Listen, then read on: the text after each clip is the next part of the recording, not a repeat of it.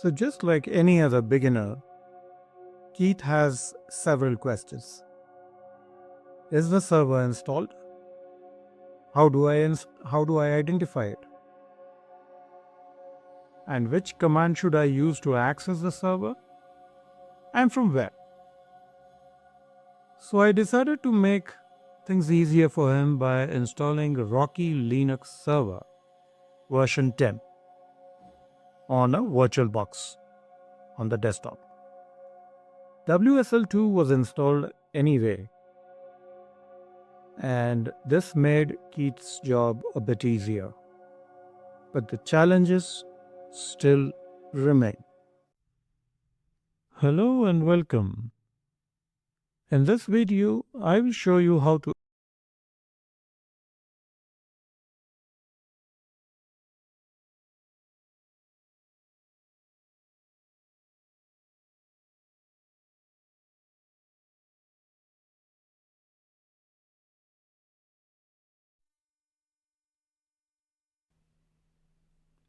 let me now enter the password and hit enter so that we can get to log into the Linux server.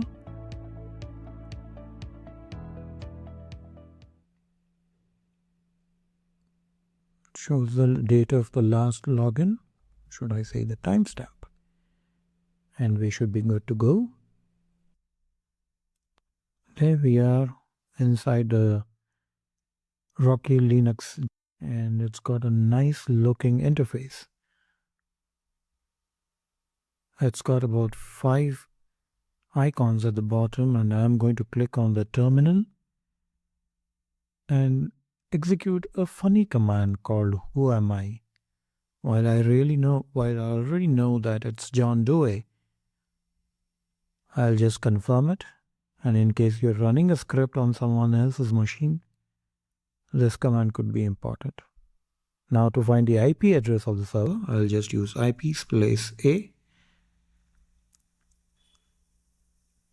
and the address on the right of the inet is the IP address that I would need to go into the desktop and log into John Doe on the server.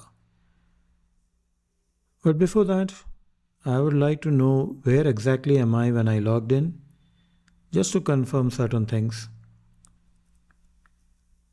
And let me do that by executing pwd, which will tell me where exactly I am.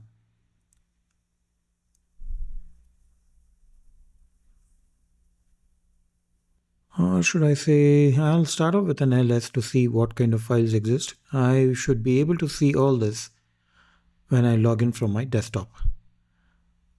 So the pwd shows me it's home John Doe.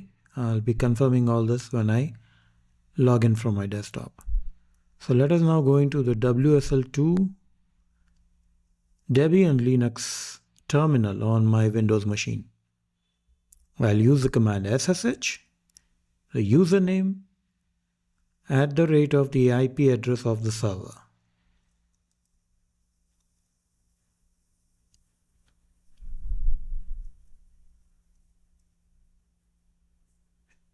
I should enter the password.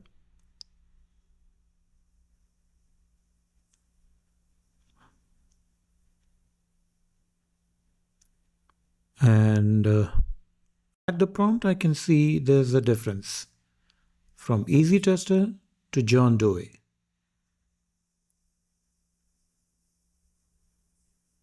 So let me now confirm whether we are in the right directory as soon as we logged in, and it has the same files that we just saw on the server. Okay, home jdoe is fine, and then do an ls and you should be able to see all the files that we just saw now.